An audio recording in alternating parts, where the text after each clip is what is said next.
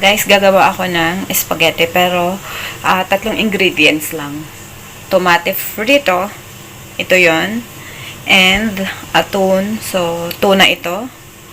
Ayan o, di aton con aceite de grasa. At saka yung ating pasta. So, half ng pasta ang aking gagamitin lang. So, ako ay nagpapakulo ng water. I didn't put any oil or salt. So, ito lang ang aking way of cooking. Very simple, yummy spaghetti. Now, we can put our spaghetti pasta. Okay, let's put olive oil. And mantikilya or butter. Mantikilya, iisa lamang po siya. Okay, stir it. Now, we can put our tomato sauce. Tomate frito.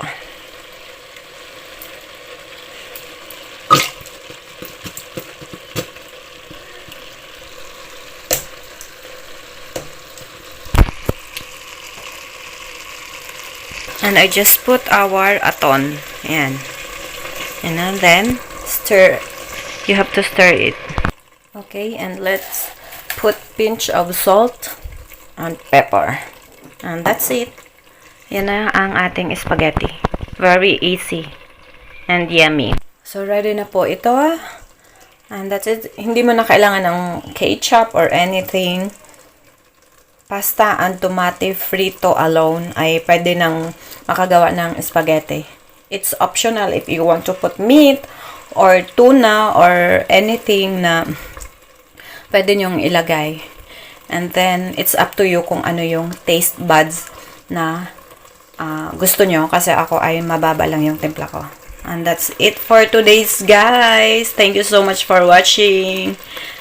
Love, love, love. God bless you all. Yan ang aking spaghetti. Very simple.